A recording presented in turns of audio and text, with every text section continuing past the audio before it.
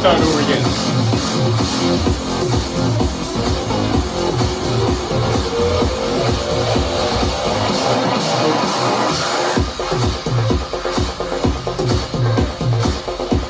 Okay, and we're back. Yeah, we had some technical issues. A few of our viewers could not see us, so we started over. And hopefully you all can see us now, And because hopefully- I'm looking at us right now, Uh, so I'm supposing that you all can see us as well. So, as I was saying, I'll be teaching a lot of topics, some of the things that I teach my students, and hopefully you all can learn from them. If you have any questions about any of the classes that I do teach, now's your opportunity to ask. And you can consider this like having the show from this point on, or next week, starting next week, having a free class. So hopefully you all will learn some things. You'll have more questions to ask. I figure, at some point in time, I have to actually teach on topics so that I'm not waiting for people to ask questions. Because what that sounds like, or what it looks like, is just me sending in any questions. Bueller. Bueller.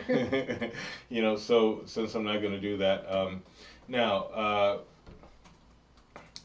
as I've always said, I answer all types of questions that have to do with the metaphysical, the spiritual, the mystical, and the magical, and the paranormal. However, I do not answer questions as far as asking whether or not someone is going to die, or the timing of that, or whether or not someone is cheating on their spouse, or, because I know that people come up with really creative ways to try to get someone to talk about them. But if I wind up shutting you down, it's not because I'm being mean and nasty.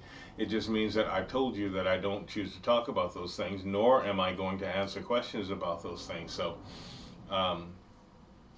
it would be better not to ask me.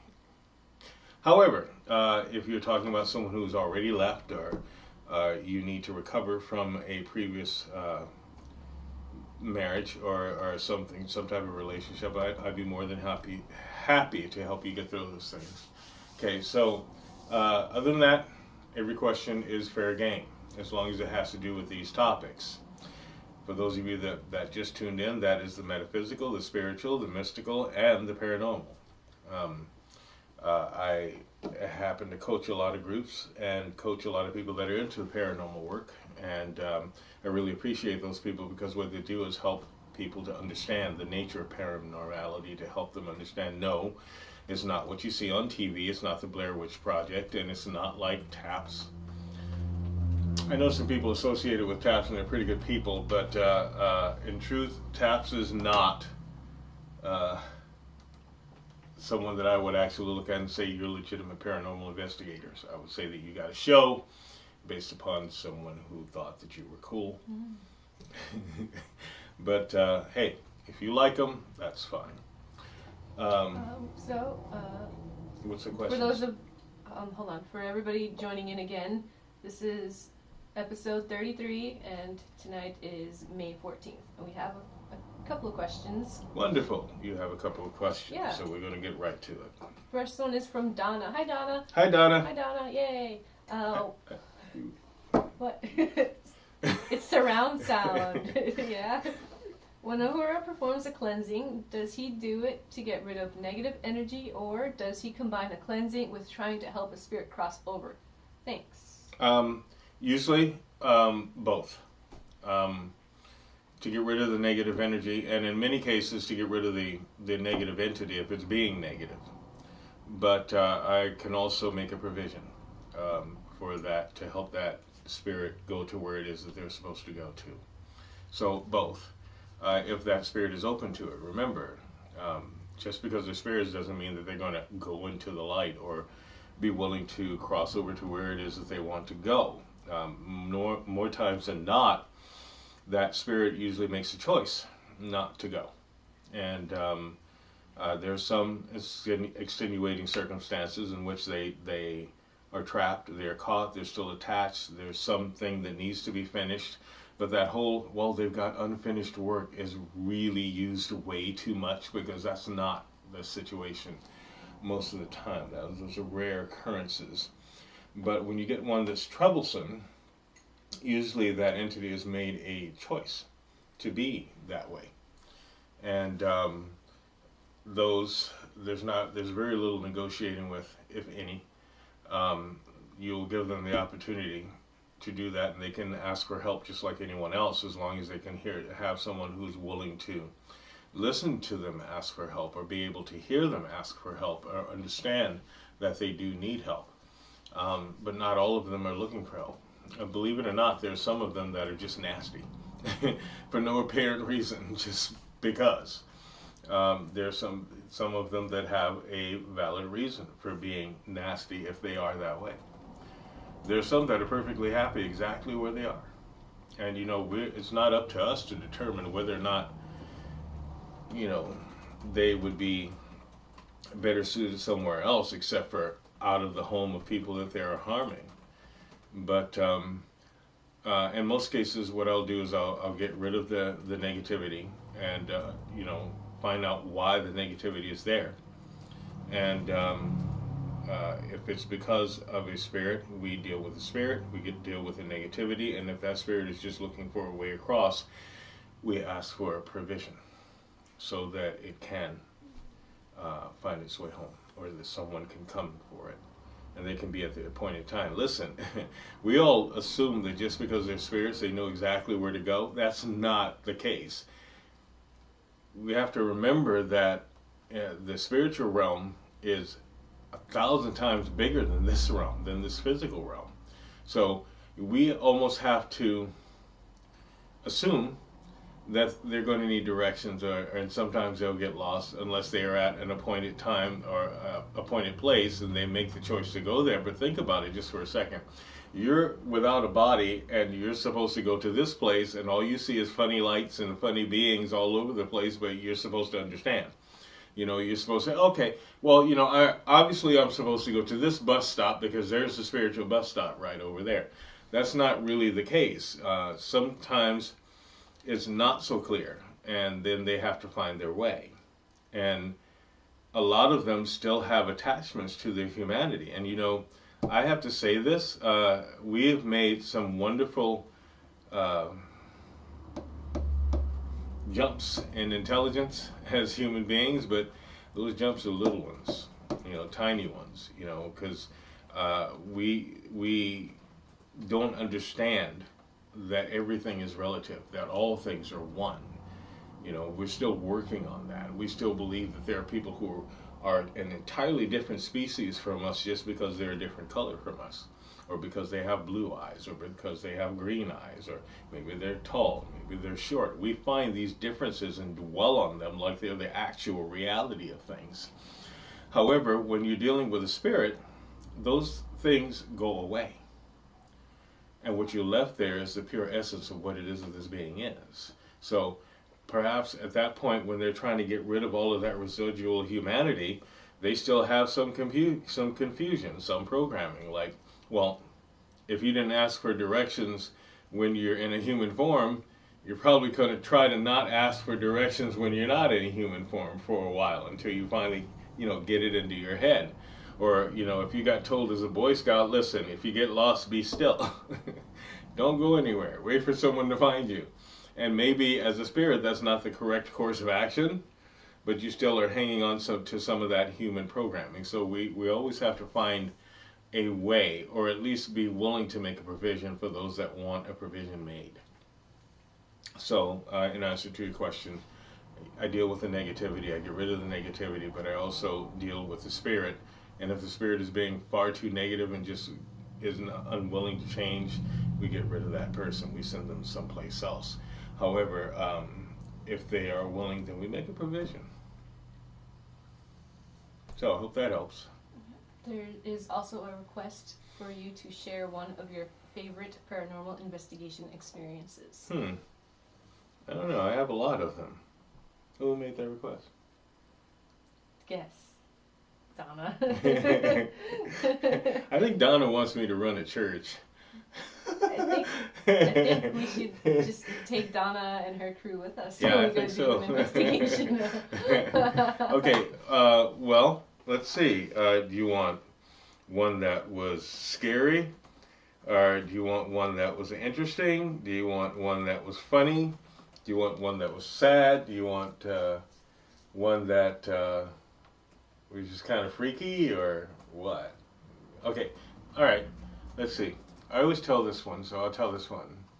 I had to confront a fire demon, and several times. Uh, this was the second one. This is when I got to Maine, and I was in the habit of when I would do things to take students with me, or have students around when we were doing a bonfire, and these were people that were getting rid of old parts of their lives that they felt were causing them some limitation. So they would burn a lot of the materials. So we fixed up a place for the bonfire, and they put all of the things in there. We were lighting the fire, and then I felt something really odd. It was like the energy was off. So I formed what I call a unicorn circle, and what that is I had strategically placed students in a circle around, because the energy was just really bad. It was just bad, and that's one of the best defensive maneuvers that I can do when there's a lot of people that I have to look out for. Well, I had them face away because I had the feeling that this was really bad, and it turned out it was an actual demonic type of a form. Now, for those of you that don't understand what that is, not everything starts off as demonic. Okay, sometimes things elevate, and when they elevate into that type of an energy, there's some horrendous things that can be done. The fire smelled sick, if I could just say that way.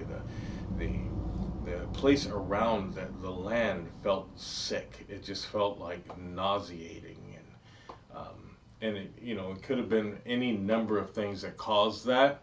But what it did was it caused a rift, and something slipped through and tried to get out. But I had already established this circle of stones to begin with, because you don't just do a bonfire, like throw a bunch of stones, hey, let's light a fire. That's not how you do a bonfire. A bonfire should always have a reason. It is either for ceremony, for ritual, or to get rid of things, or to bring things in. That's just the way that it's supposed to, because you're dealing with fire. Fire is a sentient element. Now, as I teach people about fire, one candle flame is capable of bringing warmth and this wonderful glow to all things. It can also be a warning. It can be a beacon. It can also devour a whole land, so you really have to be respectful of fire. So there are certain things that you do in order to make sure that a bonfire is going to be entirely safe.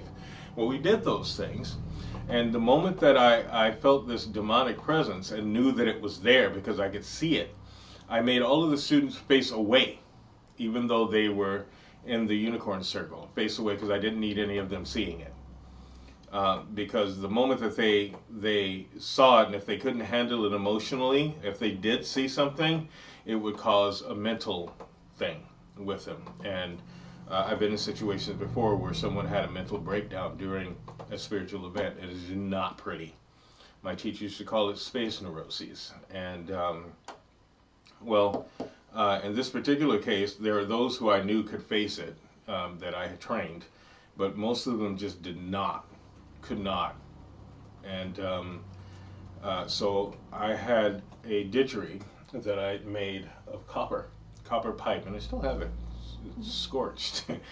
And I used that when and conditioned it specifically for dealing with an element of fire. You can't just use one thing and expect it to be able to deal with all things. You have to have specific tools sometimes.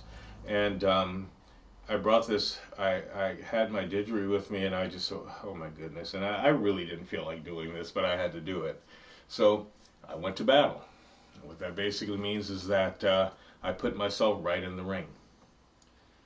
And it needed to go, or else it may have devoured that woman's land, which would not have gone well for us at all. So I went to battle. I did my prayers. I even sought provision. I asked for help, and I began blowing, this didgeridoo. Well, it became an instantaneous battle. This thing, the fire glowed this hideous red, and I could never do it justice by telling you the story of it, but there were a few that caught a glimpse of the flame, and because you tell people to face away, but there's always that one person that decides, what is it, and then they get scared and turn back around. Well, this thing roared at me, and when it roared at me, oh my God, it was hot, and I roared back at it, and it was this tug of war back and forth, and if you could feel the force of it, it was like pushing, and I pushed back, it pushed back, I pushed back, and then finally I pushed hard, and then it pushed back hard. It pushed hard, the flame went up around me, and for a moment there was flame all around me. So I pushed back with everything I had, and then poof, it went out. I mean, I was inside the flame. Seriously, the flame was up around me. Even though it was there and I was here, it got around me somehow. And it was really hot. I got singed. I'm Polynesian. I have very little hair on my arms. I'm also native, so not much hair. And in fact, none. But what little I did have got singed. My eyebrows, what little I have, got singed. And my skin was red. And when I pushed back, it went up in a puff of white smoke. It just poof. And I looked straight up, and a blue heron flew right over, which told me that I had done it. It had gone. It went away. And after that, I told everyone they could turn around, and a couple of them said, I didn't know what happened. You disappeared in the fire. And I said, yeah, I did. And that was one of those that you don't forget. That had been the second one I had fought. And the first one was more trouble, actually. The first one lasted 6 hours. This didn't last that long. I think this one only lasted an hour and a half. But it was pretty harrowing. That was cool. There was the other one where a toy that wasn't even made to talk started talking, and a wood stove that had been disconnected for 6 months turned on. It just, one of those electric wood stoves, it turned on. And I said, oh, what is that? And the person said, oh my God, that's a wood stove. And I said, oh. He said, no, you don't understand. It's been disconnected for 6 months. And I went, oh. So, Oh. yeah, so I could tell you the whole detail of that, but I'm sure you guys don't want to hear that whole story. Actually, what we found out what happened was a few people couldn't find us because evidently we signed into the wrong show, last week's show listing. Oops. So a few of them have caught on, and I know Trisha and her daughter are watching us now. Oh, good. Hopefully Donna made it. Brian and Tony are watching. Well, those of you that are on Facebook, why don't you tell them that we're on now? That's odd. I think Scenario is trying to take care of it, so maybe she's Facebooking everybody. Well, how did that happen? Didn't we just talk to Donna? No, she sent questions in through Facebook. Oh. And so. Well, sorry for the technical difficulties. Like I said, even though we've done 33 shows, we're this thing that we're doing because we have to take the cheaper model because we need donations in order to make the show better for you guys to get a better kind of a channel. And just make sure we sign into the right one next week. Yeah. But I did sign into the right one. Well, we'll figure it out afterwards. So would you like to move on to the next question? Yeah.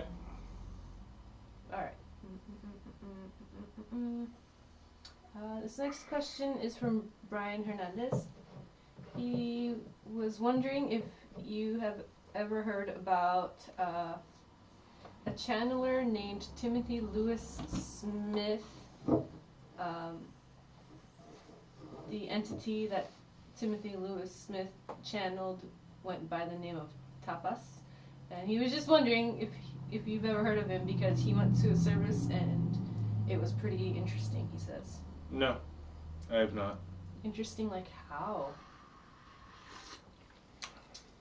Anyways, moving on. I have not heard of that particular, but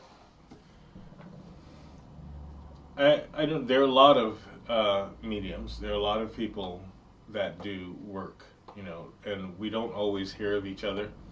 Sometimes you hear of a celebrity here, like people ask me if I knew about the New Jersey or the Rhode Island No, what was that? medium. Something coffee. Oh, Chip Coffee? Chip Coffee, yeah, I was going to say Yeah, Chip I have a Coffee. bone to pick with that guy. Chip Coffee. Okay, I watched him on Paranormal State like years ago, and he was fiddling around with the name of a demon, and that's just something you don't do.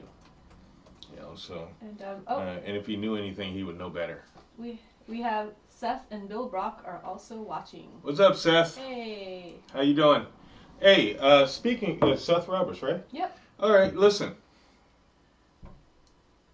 For those of you that are listening, there's a movie that I'm in that's called Frostbite, and Seth Roberts is directing it, and it's also produced by Alan Dillingham and created by a company that is called Killatainment, or Killatainment Films, or is it Entertainment? Wow, Killatainment Films. You made me second guess myself. Anyway, these are very talented filmmakers, and this film is promising to be really, really great. You can actually help us to finish the film by going to Kickstarter and checking out or was it Indiegogo? Indiegogo, and checking out the trailer for Frostbite. And it's going to be huge. I'm just letting you all know it's going to be very, very huge. It's something different, It is definitely in the horror genre. However, it is very, very different. And I've had a blast working on it. And we need to finish this film, so you all should be able to help us.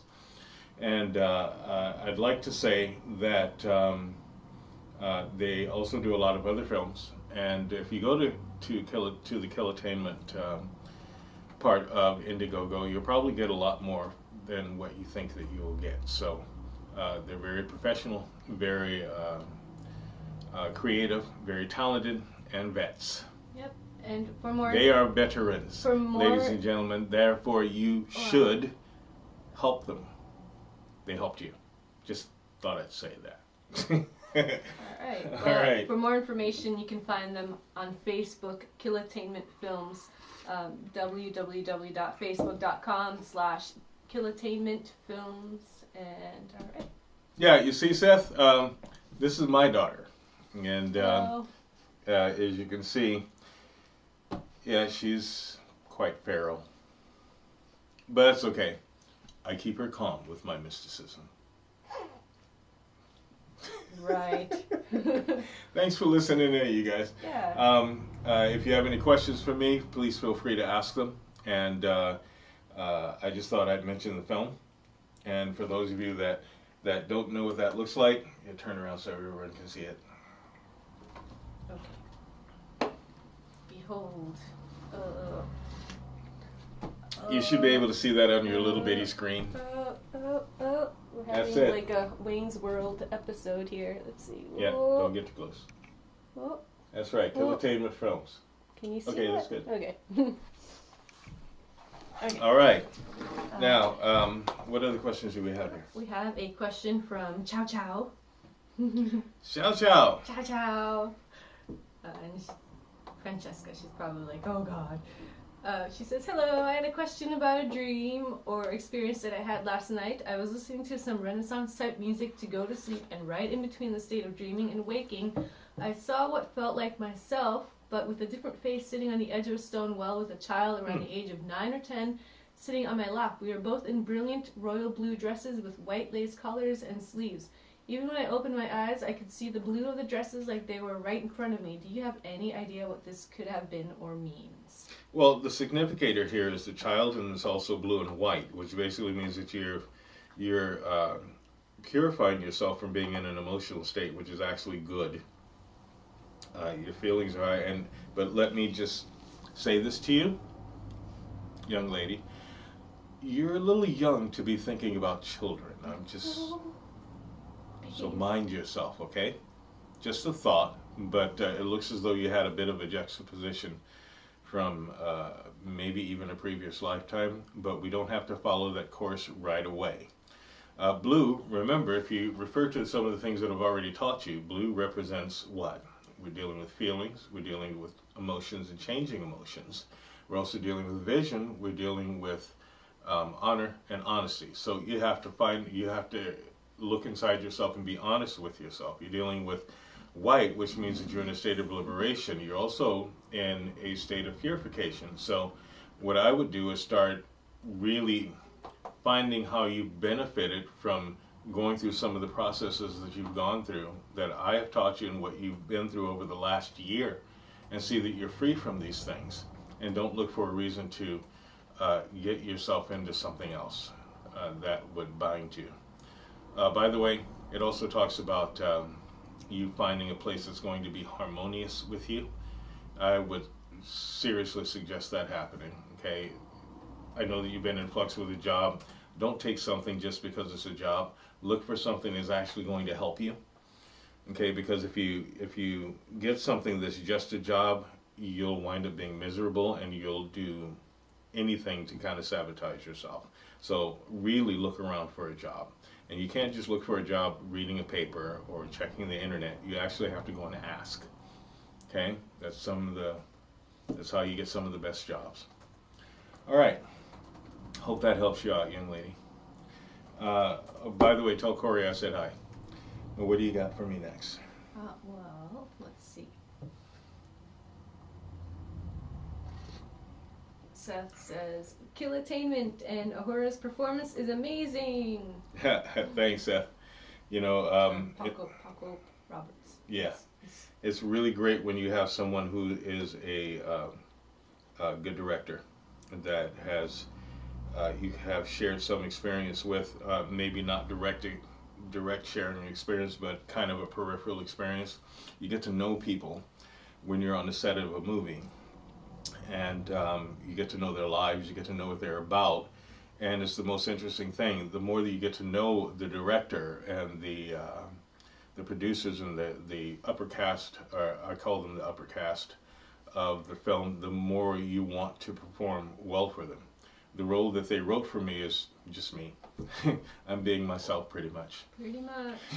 You know, so I think it's been a great experience so far, and I'm looking for more in this film. And perhaps we will finish our films together. You know, I'm working on Falcare, and we share a lot of people in common. You know, so like I said, again, anything I can do to help your film, I will do. Now, what other questions are there? Well, next one is from Elise. She says, how do I stop a person from astral projecting into our apartment from a wall where their photo used to be? Get rid of the photo and follow the steps that I've given you, and covering that wall with prayer, and also making sure that that wall is cleansed. I've given you some symbols to use. You need to use those symbols. They will help you out. Okay? Remember what I said. To purify something, to set up a barrier of protection, which Psalms do we use? Psalms 91. If you want deliverance from something or someone, Psalms 71. Okay? If you need for the universe to listen to you so that you can make your supplication, any of the Psalms will do, or actually any of the prayers will do, but Psalms 5 is an awesome one, you know, so start thinking in that way. At least you're a prayer warrior. Use those things. Do what it is that you're supposed to do. And that's how you get rid of those things.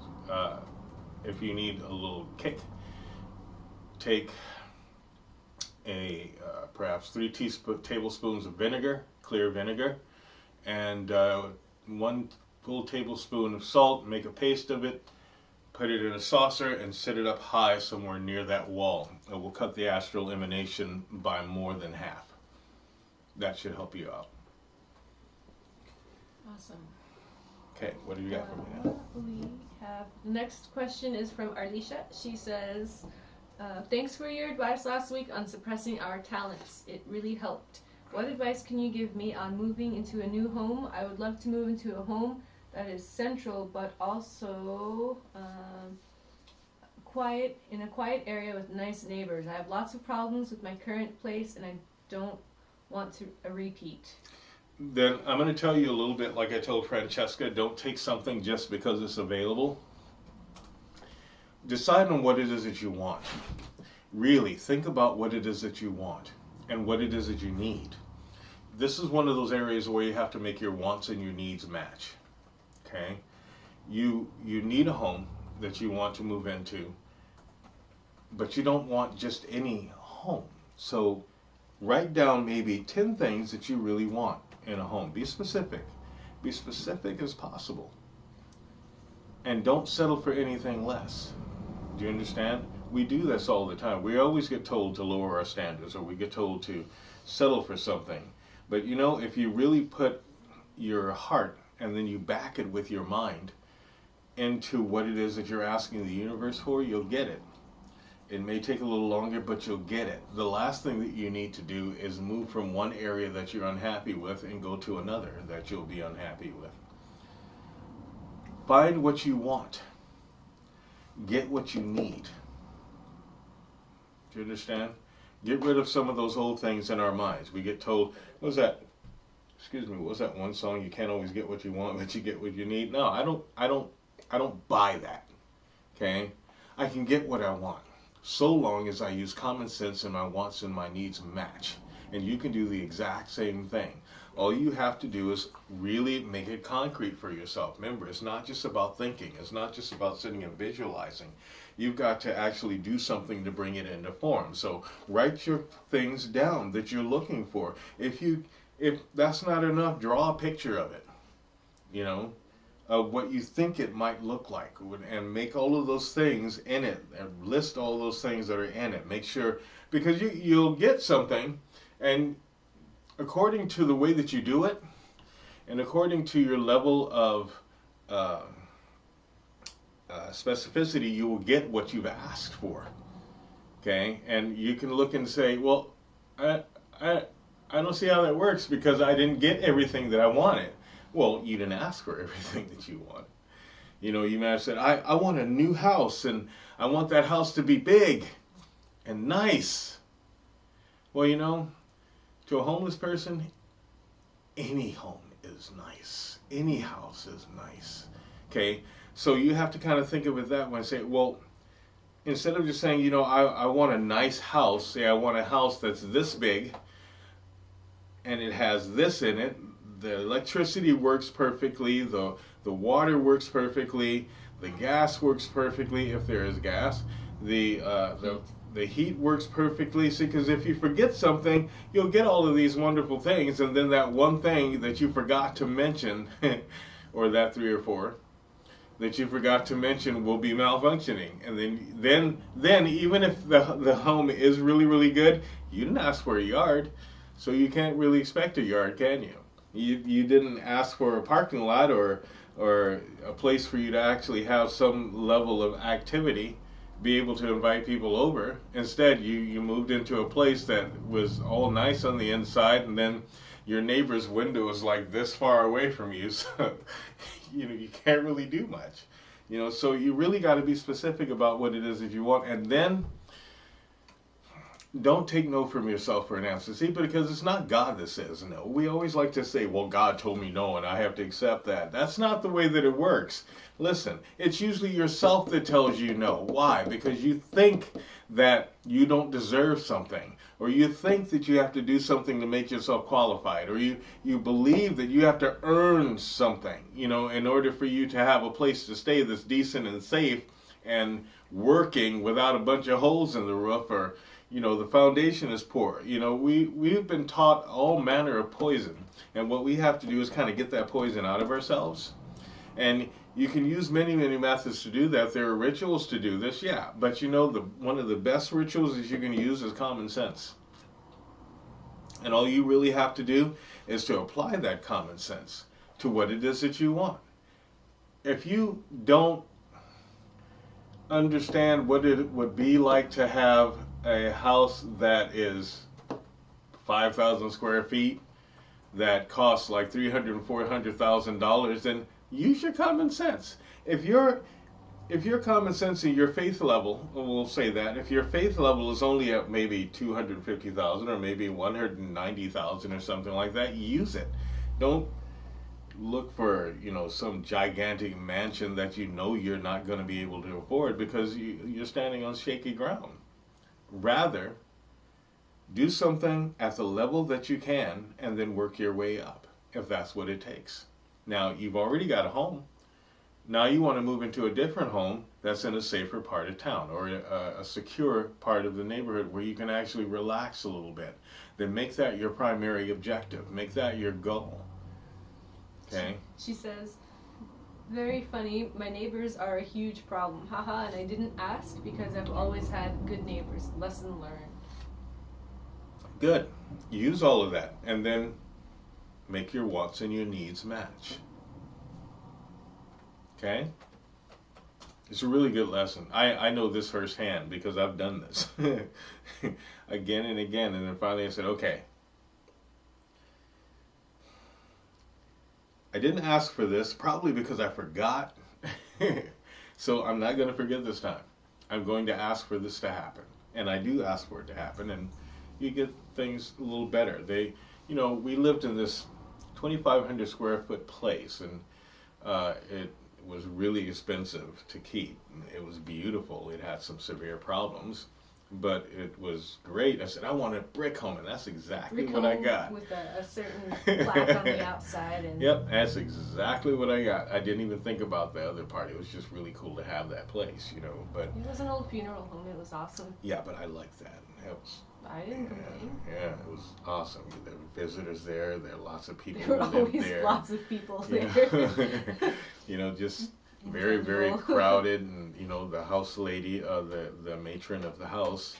I remember one time when we first got there, I was going to, I had a nail and a hammer, and I was looking at this wall, and I didn't see any other holes in it. I went, oh crap. I said, perhaps I should just get something to tape it on.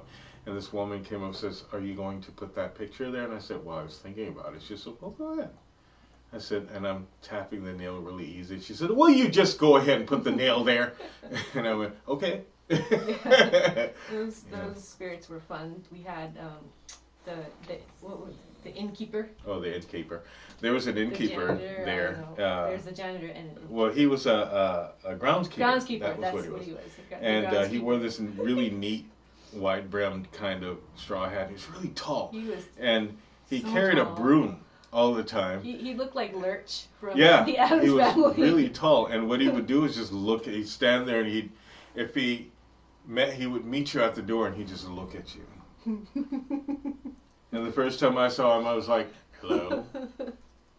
And he allowed us in and so forth. But there's some people he would not let in the door at all. No, not. He would go to the door and he'd just look at them. And all you'd hear is, it's really funny because there's, if you ever go to a Tibetan temple, you'll hear this. And that's exactly what you would hear when he looked at them. He'd look at them like this and you'd hear. And then they go, I don't know why. I can't breathe. I have to go outside. And they go, oh, well, you were harboring some kind of thought because that guy just kicked you out. And what was I going to say? You can't do that to people? No. He was very good at his job. Yeah, he was really there good. before we were, so and I didn't have any problem with it. No. Just a thought. And then the janitor downstairs. Which, I have to say this, for those of you out there that are just beginning to see things, or you've seen things all your life and really not talked to, this is the perfect place to talk about it. Oh yeah, call in with your So if you have experience. any questions or any thoughts that you have seen that you may need some verification of, or you just may need some confirmation, this is the perfect place to do it. This is my show. Nobody's going to call you crazy here. Okay? We can all be crazy together. I just told him nobody's going to call him crazy. I couldn't help myself. You set it up so perfectly. You can call us at 207-347-5686. I'll try to keep the crazy person off your back. Okay? And speaking of crazy, Seth would like to know, what are some of the mistakes to avoid for new paranormal investigators? Well, there's a lot of mistakes to avoid. Here's a chief mistake. Do not, under any circumstances, go to a place and call something out. Okay? 1, it's rude. 2, something might show up, and then what would you do? If you don't know how to get rid of it, then you probably shouldn't have started the fight in the first place. 3, make sure that you are together. Do not go on an investigation if you are an emotional wreck. If you got problems at home, you need to solve those problems first before you go out into an area where you're going to do a private investigation. Listen, paranormal investigation, normal investigation, pretty much the same thing. You're just dealing with a different element of things. Don't leave your common sense at home. If you've had something to drink, stay out of the paranormal business. Okay? You got your things where you have something to drink. Do not take a drink and then go on a paranormal investigation. You will leave yourself and your team wide open. 3, do not enter into an area where you're doing a paranormal investigation smoking or anything like that. Again, it is rude. It shows poor decorum. You are there to do a job. You are not there to look stupid. Because if you look stupid, it makes the rest of us who are serious about our job look stupid. 3. Wait, did I say 3 already? 4. Oh, I lost count. 4. I'm just going to name the numbers anyway. So if I say 3 times, don't worry about it. Okay. 4. You are a representative of the universe. You're a representative of safety and security. So the moment that you step into that place, you must have the air of confidence. You cannot be afraid. Now, we all go wooka wooka in our boots sometimes, but that does not mean that you show fear. What you do is you show common sense. If you know that you can't deal with something, do not try. Okay? And then seek someone who is going to help. And there are lots of people who are capable of dealing with situations that you cannot deal with. It is okay. There is no shame. For instance, I did paranormal investigation for a long time. I trained paranormal groups. However, I'm the guy that you call when things have gone wrong. Okay? In other words, I'm the policeman. I'll come there and make the thing go away. Hopefully by the time I get there, there has already been an investigation. Understand this. As a paranormal investigator, you are what? An investigator. It is not your job to go and prove whether or not something is there, because there are all kinds of things that can be done. Don't run. You ever see the shows where you see people going, "Oh my God, get out of here, let's run, let's run." You're running from a spirit. Do you know what that means? A spirit that can be anywhere at any time and place. That's ridiculous to run. Keep your cool. Colleagues of mine have died because they were on a paranormal investigation and performing an exorcism, and they brought someone with them that blew their cool. Okay? So this is serious work. I don't care whether you believe in something or not. Your belief is irrelevant. As a paranormal investigator, you are the guy with the muscle or the girl with the muscle. It is your job to push the car out of the road. That means when you walk in there, you must take responsibility for that family. You must take responsibility for your team if you have one. And you must take responsibility for even the entities that are there. If you show them ultimate respect, that is what you will get. Even if they hate you, they will still respect you. But if you go in there saying things like, "Come on out, Mr. Big Bad Ghost, you like bullying people. Well, come on out and bully me." That's absurd. Okay? You have tipped your hand. You have shown them that you are a bully, because at that particular moment you are bullying them. Also, remember this. Once your job is done, it is done. Leave. Give them a set of rules to do. Okay? Tell them things such as, once the energy is calmed down in the home, try not to cause any upheavals in the home. Make sure that they are following certain rules, like when they come home from work, get out of their work clothes and don't bring their thoughts and energy from work into their home. So get out of your work clothes. Don't go sitting on your bed in your work clothes. Keep all arguments out of the bedroom. Make sure that there is a common area for everyone to meet in. Make sure that everybody is safe. Make sure that everybody is accounted for. Make sure that everyone is communicable or communicating. Okay? Those are things that the new paranormal investigator can do. Make sure, if you're bringing equipment, make sure that it is fully charged, because you don't want to miss something. Don't make up something that is not there. Okay? Paranormal investigation does not have to happen in the dark. Oh man. When you see a lot of people doing things in the dark, all it proves is that someone is afraid of the dark. They happen in broad daylight. In other words, a spiritual visitation can happen anytime. Believe you me. Daylight, nighttime, there is no dead time. That's one of the most absurd things I ever heard. If you're going to watch a lot of the paranormal Oh, TV man. shows on TV, just understand this. Every once in a while they have a valid point, but for the most part it is entertainment. Understand, entertainment lends things or borrows things from reality, but it is not reality. Okay? There are some groups out there that have telecasts, such as the East Coast Ghost Trackers. I know of them. There are, every once in a while, they'll actually put some things on television. They have a working show, if I'm correct. They are very good. They adhere to certain rules. Remember, just because they're spirits does not mean that you disrespect them. They have lost their bodies, not their self-respect, not their minds. So remember, if you want respect, don't go out there being disrespectful.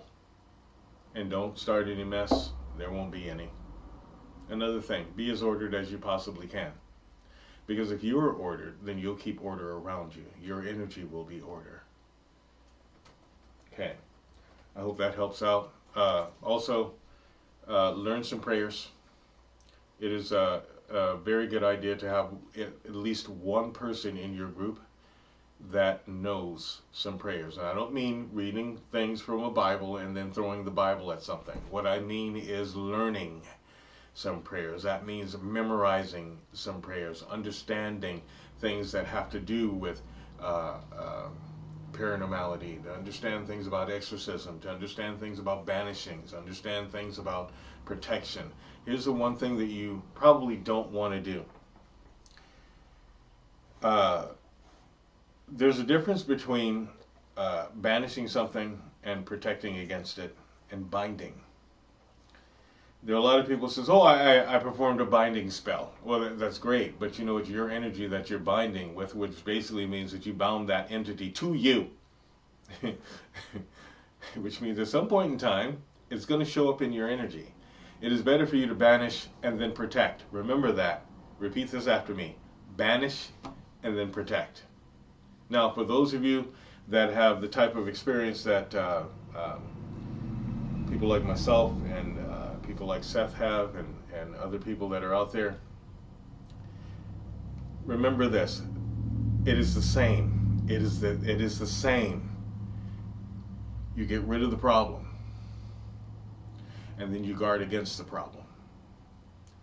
You secure the area, you make sure that everything is in order, and then what do? You leave with instructions and a place for them to reach you. So, get some business cards made. Make sure that the people that you're doing the paranormal investigation for can reach you. Make them understand that it is not a social visit. You must keep sociality out of it. It is purely functional and professional.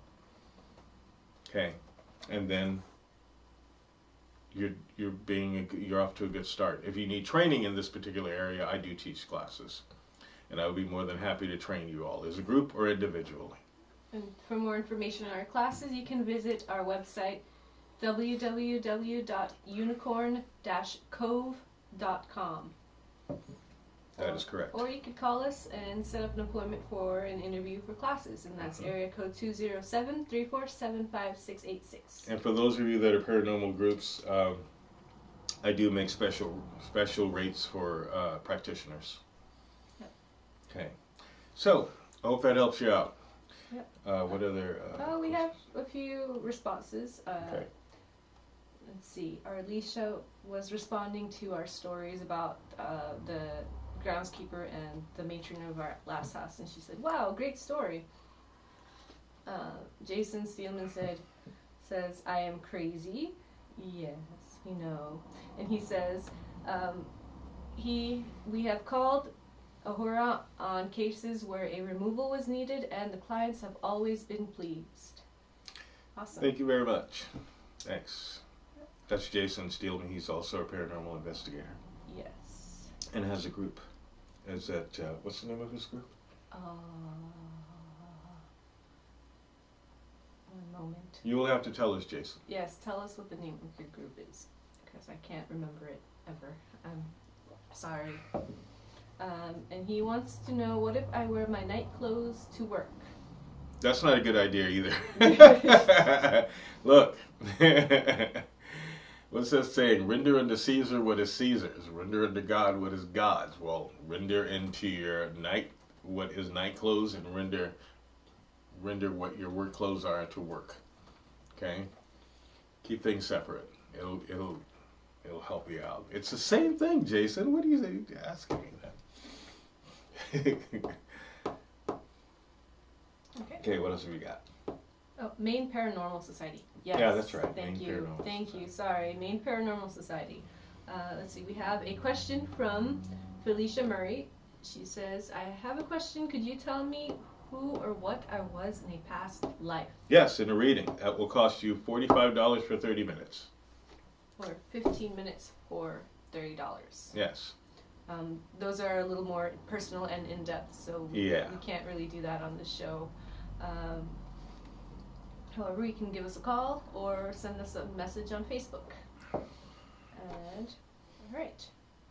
We have another question from, or actually a question from Maureen Larson. She's the woman that's ordering the tea. Hi, Maureen. Yay! She says, "Just finished your book. Great info. Especially good for me to find someone else with similar night terrors. Mine stopped in my late 20s, but I've never found someone with like experience. Looking forward to meeting you." Oh, yeah. I had horrendous dreams as a child growing up.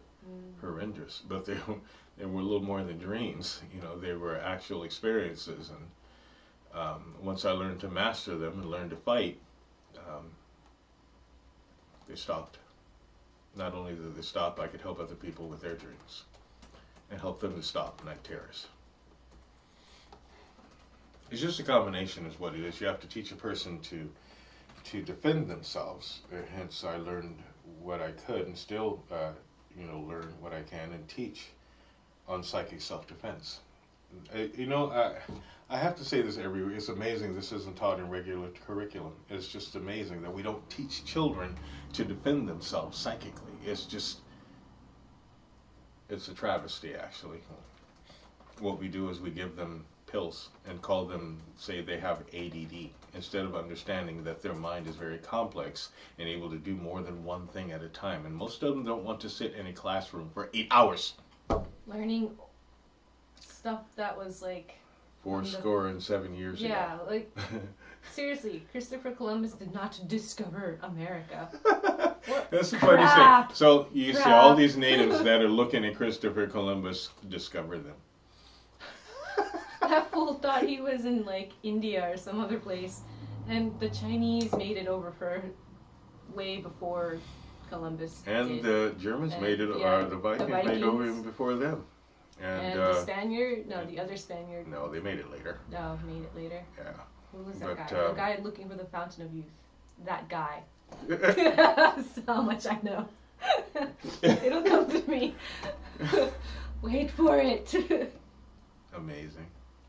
Anyway, I don't know. I think that we need to start teaching children based upon the perspective of children and not necessarily on adults, because we can be a little stodgy from time to time when it comes to children. You know, for instance, I have a young friend that's in a grieving process right now, and they keep trying to make him grieve. You have to grieve. Give the guy a break, okay? A child will grieve when the child can grieve. You don't force that. You wait. You wait patiently. You wait patiently for them to do it. And if they do fall apart, you're supposed to be there to pick up the pieces. You don't force things. Give them pills so that they become an emotional, inept person. You're supposed to wait. You're supposed to understand. And if you can't understand, find someone who does. Okay? If a child is sad because someone in their family has left, you don't tell them, well, we should give you depressed pills. Give me a break. You know, we need to start understanding. You know, we like to be able to help children. There are a lot of people that want to be able to help children, but you can't help a child from an adult's perspective. You have to help a child from a child's perspective so that they understand there's nothing to fear and they won't be wrong if they say something or they do something that is incorrect by our standard. Of course, you rear them. You make sure that they are disciplined. You make sure they understand the difference between right and wrong. But in our interpretation, right and wrong is really seriously warped. Okay? For instance, you don't tell a child that they need to do really good in spelling and diction. And, oh yeah, that's not even mentioned in school anymore, the word diction. You know, you don't tell them that they need to learn to pronounce things correctly and then tell them there's such a word as warshed or sherbert. Sherbert. Okay? Remember, we're supposed to be examples. We have to make ourselves better. It does take a village to raise a child, but the village has to cooperate so that the child can be raised. Just thought. So, I'm not ranting tonight. No, Okay. I could What have you got? Seth Roberts says, I have heard of stories of investigators bringing home spirits from an investigation. How does one protect themselves and be sure they aren't doing that? Oh, that's a really good question, actually. More times than not, it's not so much that the person has brought something home with them. They haven't left that home. So, it's kind of like this. If you go to a place that you're doing an investigation on and something follows, it's usually because you either took something, you didn't make sure that something was done, you left it unfinished, or you made an agreement with something to come home with you. Okay? You can very simply, you have to take some of the tools. Protective oil, holy water. Make sure you have some level of knowledge in the world of mysticism. One of the things that you could do as a young, a person who is actually starting, what you can do is bring a mixture of sand and sea salt with you. And just after you walk out of the home of the person, take a pinch of the sand and sea salt and toss it behind you. That will actually break up the vibration so that it will stay where it's supposed to. Don't take anything from that house unless you allow the people who, you have to claim it first. In other words, one of the things that I do is I break Ouija boards, destroy them. But first I ask the person if I can have them. You know, can I have this? And they go, oh yeah, sure. And then I break it right in front of them. And then get rid of it in a trash can somewhere outside of the house. They won't magically appear back in the house like the urban legend goes. No, they don't. Anyone who tells you that it did is lying. Okay, they're lying. Now, you have to make sure that everybody's accounted for. Make sure that no one took something from the house.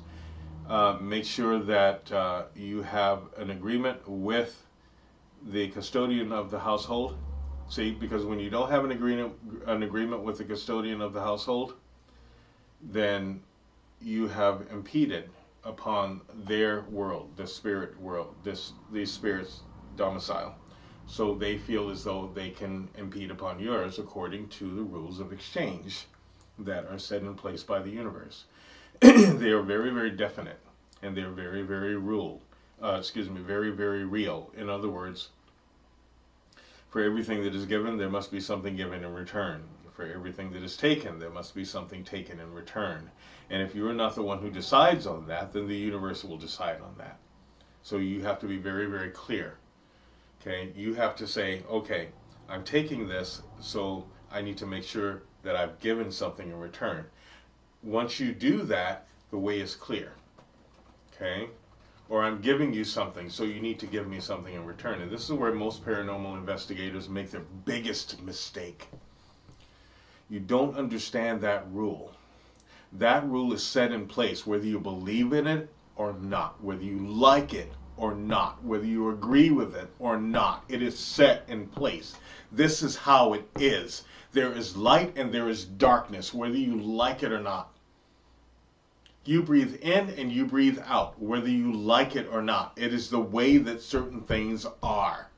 So, if you go over to do a private investigation for someone, you must get something from them, or something will come with you. Do you understand? That means if there must be some type of a donation that is made. I don't care if it's a plate of cookies. Okay? It doesn't always have to be money. But you must get something from them for your service. If you do not, the universe will take it upon themselves and say, well, you did a paranormal investigation, so we need to give you something. Here, how about this nice spirit? Poof, there you go. About a paranormal event. You seem to have liked it so much, you do it for free, so let's give you some more. And that's really the way that it works. Do you understand? Or you took something from these people. Well, let me take this from you. And you didn't give them anything. And didn't acknowledge that you gave them something. Well, the universe will give them something. And they will give you maybe time with that particular spirit. This is how it is. You know, it sounds kind of crude. It sounds kind of like, well, shouldn't I have a choice in it? You do have a choice. Nobody's violated your rule of choice. You have a choice. You had a choice to do this paranormal investigation and not get something from that person. See? That was an agreement. That was Ling. You have a choice. So remember, understand the rules.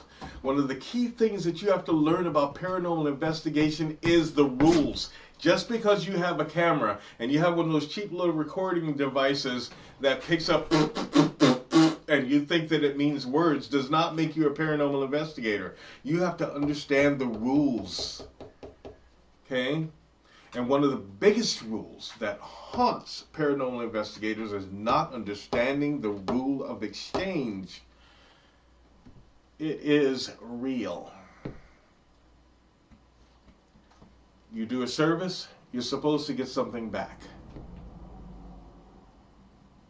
Okay? Bottom line. You take something, you're supposed to give something back. Bottom line. If you do not, it will be decided for you, and what you get may not be the greatest thing. Do you know that there are people all over the place that know this? That actually operate in this particular thing? Let me take you back a few years, and I'm sure that you've probably had this experience or an experience very similar to this. There were a group of people that were running around asking for 97 cents. Okay? 97 cents. And when they asked for 97 cents, you really didn't think much of it. But if you're a numerologist like myself, you understand exactly what's being done there. You see, 97 adds up to 16 in the rule of numerology. And 16, which is 9 and 7, okay, understanding that that leads to a 16-7 type of a vibration. Well, 16-7 is also the vibration of lack, which is how it is. So what that person did is they say, well, you know, can I have 97 cents? You give them 97 cents, but you didn't get anything back from them. Well, what happens is you get the vibration of lack and you just help them escape the vibration of lack. So all of a sudden you're developing money problems and you don't know why. Well, that's why. You didn't clear the path. It's okay to give people money, but you have to make sure that they give you something in return. So I would have people, I say, well, sure, you can have this. Can you give me anything in return? Anything. I don't care if it's a scrap of paper. Do you have a scrap of paper that you can call yours that you can give me? Is there dust in your pocket that you can give me? That way the way is clear. Do you understand what I'm saying here? If you do that, you keep the way clear. Remember, rule of exchange. 2. This is really important. We're talking about the rules of paranormal investigation. When you go to a place that is obviously haunted, one of your first reactions, if you're anything like me, is to want to get the family to safety. So you want to pull them out of the house. Okay? That's overreacting, and that will cause all kinds of havoc. Remember, even though your objective may be 10 feet in front of you, you still have to follow the rules. And the rules say, 1, stay calm. 2, check out the environment and those that are within the environment. 3, make sure that every single direction is covered. And 4, be aware of anything that feels off. Anything that feels off. Because if you're not, then that entity could be attached to one of those people and you're taking them outside of the house thinking that you've escaped the entity and you've got that family to safety, and all you've done is help that family take that entity to a different place. It's like Amityville Horror. Well, not really. No, that was pretty local, actually, and that was a pit. You know, so all you've done is taken that entity with one of those people. That means you have to check out everyone, see what's going on, make sure that everybody is okay. You don't assume that everybody is safe just because they look meek, mild, and innocent. Okay? You have to keep your eyes on. And then you check each one of them out. Ask questions. Oh, did you drink today? Does anyone drink? How many M&Ms did you eat? Was there a family squabble? Is anyone here emotionally unstable? Have you had any incidences where there was violence or emotional instability? Perhaps you're irritable. What type of medication are you on? Is there any type of substance abuse? How long have you been here? Did you bring something inside your home? You have to ask all of these questions and ask them calmly. Be cool about it. Remember, your objective is only 10 feet in front of you, which basically means you've reached it, so you don't have to panic and get all excited and say, well, we found the objective. Just be calm. Okay? Ask everything. Everything. And then confer amongst yourselves. Okay? Leave them feeling safe. So, I hope that helps you out. Are there any other questions? Don't believe so. Let me just do another quick check. Okay. For those of you that have questions, you can ask your questions here. You can also give us a call if you'd like to talk to us live. That is area code 207-347-5686. I do like talking to people, and it would be very cool to talk to people. So you can also give us a call. Like I said, next week what I'll be doing is teaching different topics. So if you all want to hear a certain topic that is taught, then you can write in and over the week and let me know what you'd like to see. I'm well versed in the areas of metaphysics, paranormality, mysticism, and psychic development and psychic ability, and developing people. In fact, and spirituality, yes. Well, this Sunday we will be going to the Mind Body Spirit Festival. We'll be participating there in Freeport at the Hilton Garden Inn from 10 to 4, and Ahura will be doing a half-hour workshop on psychic self-defense and psychic development for those of you that are interested in coming by and say hi. So that'll be really fun. And also I'll be doing readings, 10-minute, 15-minute readings. Yep. And we'll have his book also for sale, as well as other homemade my book isn't homemade. Not that, I meant to say handmade. Did you say hand iced? What? What are you selling, cake? Cake. Whatever. Handmade metaphysical tools. Oh, we have one more question. They were made by feet. They were made by Scooby and Choi. Nobody really knows about Choi.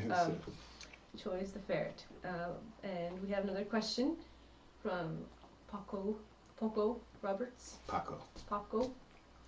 One more question, and thank you for your patience. How do you know if the psychic you are investigating with is real or not? Well, you don't. You really don't. However, if the psychic that you're dealing with rocks back and forth and says, "There's so much pain."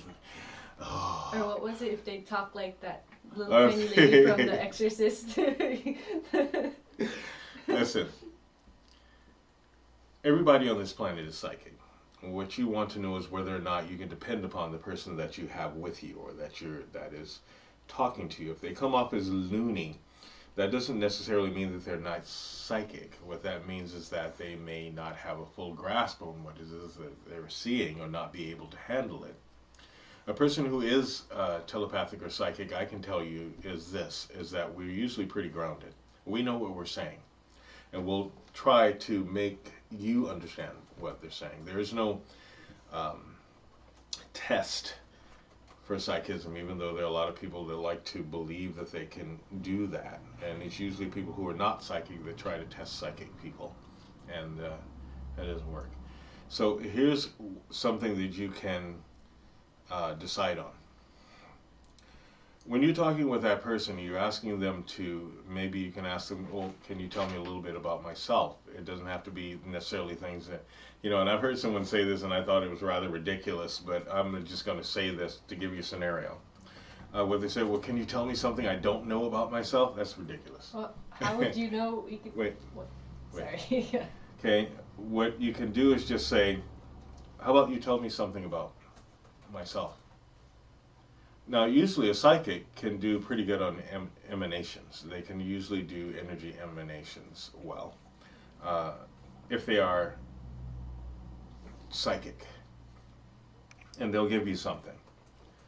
But understand this, psychism is one of those things that it can be specific at times, and other times it is not specific.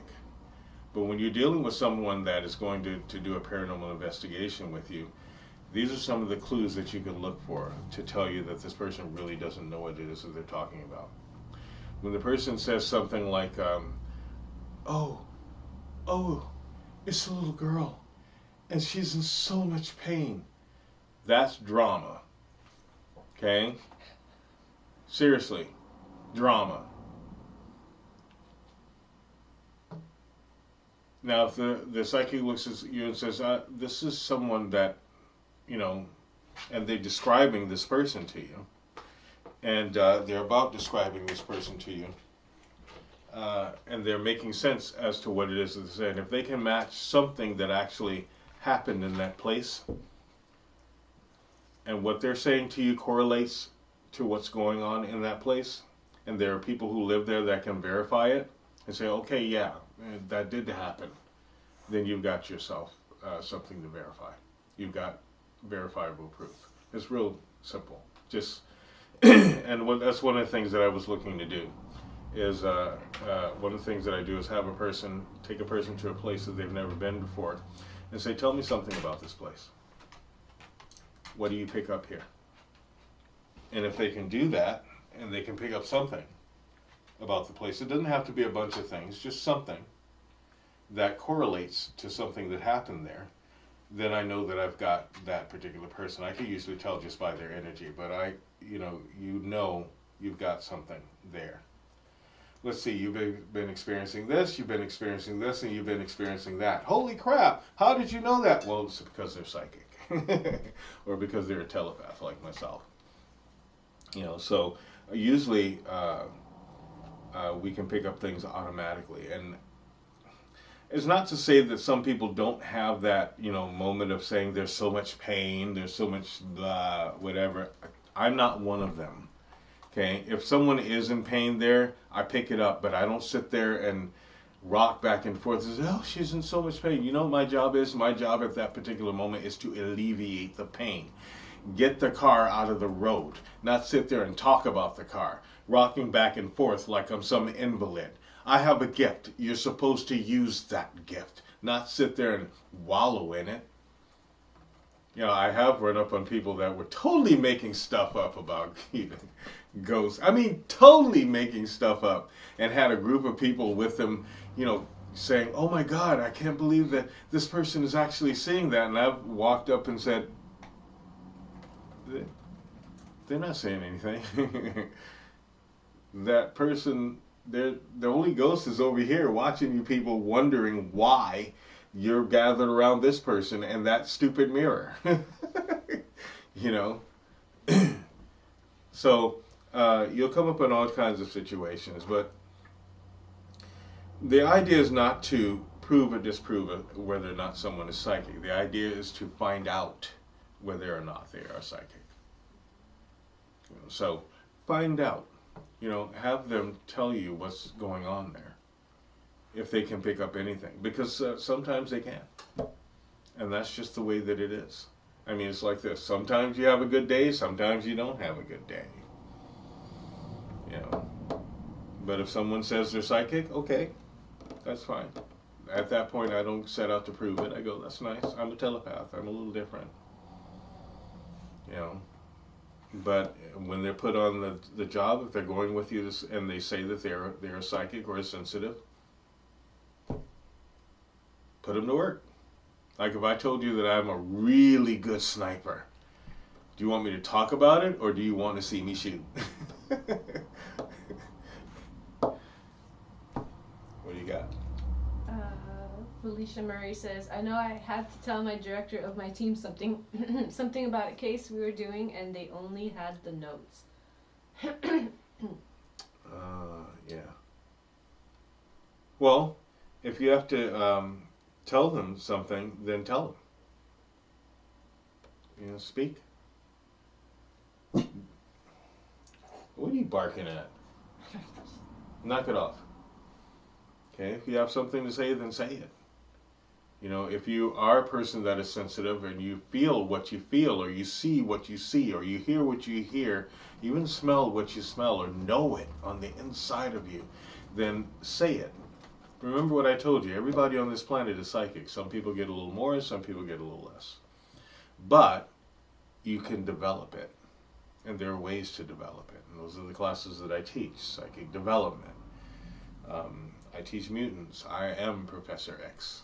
That would be really cool if, like, Charles Xavier disappeared and then all of a sudden he came back as me. Oh boy. And then I could speak like Jean-Luc Picard. Number one. Or Christopher Walken. That would be cool. Okay, so what do you got? We have another question from Manbongo. Mm-hmm. He says, what do you know about pyrokinesis? Pyrokinesis, what they like to say is pyrokinesis that whole term pyrokinesis came from a movie that was called Firestarter. And those are people that could start fires with their mind, which I will not say doesn't exist. However, is extremely rare. That's what can be said about it.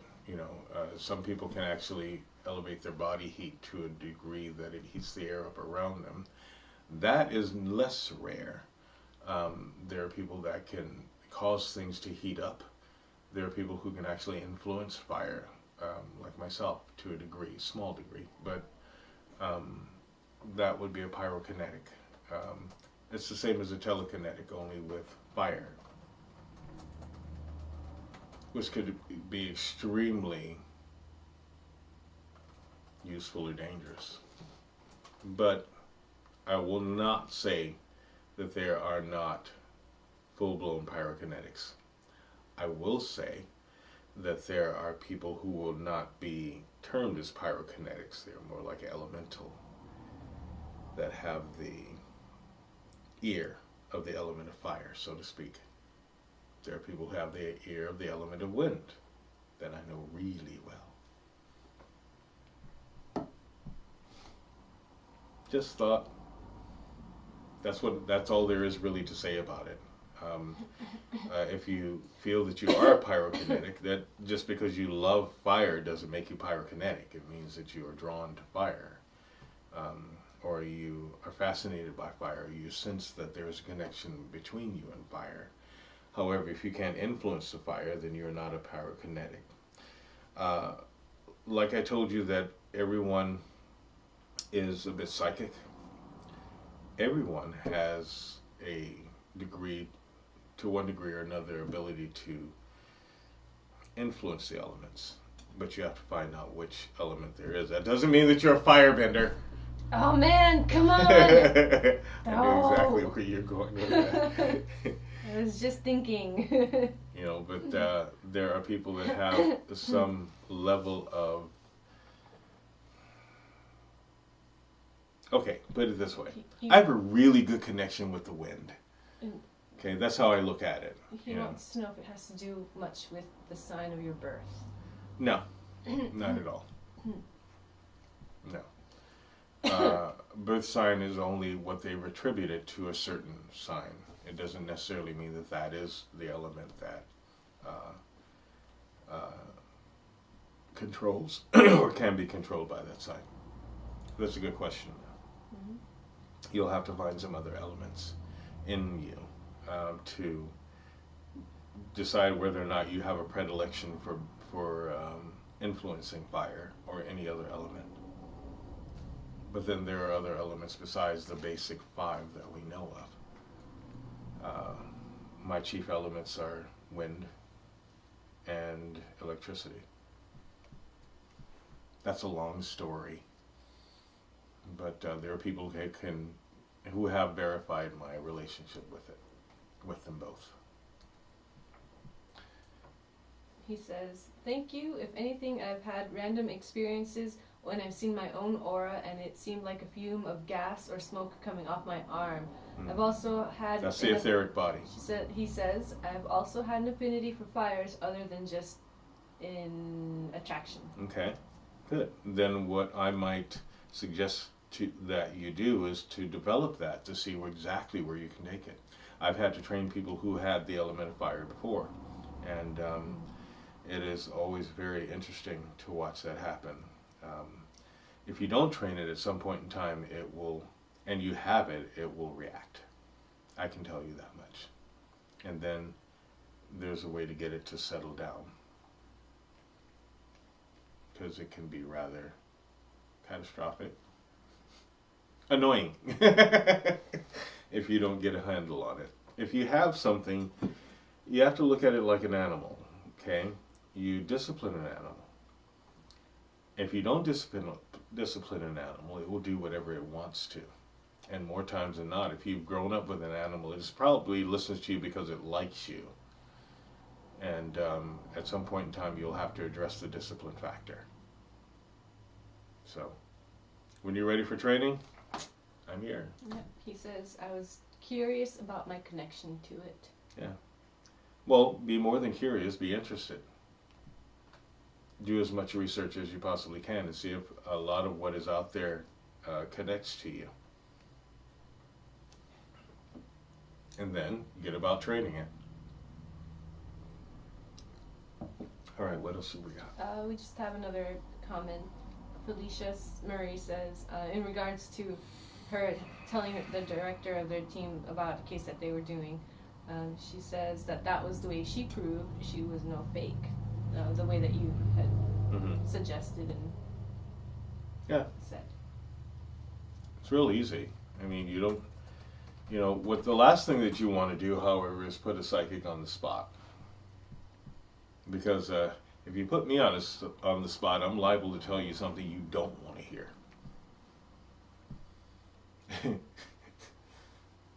As many can attest. Cool. Okay. Menbongo says, awesome, thank you yet again. No problem. What is our time like? It is 9:34. Okay. We're going to end the show. And I would like to thank you all for visiting us tonight and participating. And this has been Ask the Unicorn. It's been very, very fun.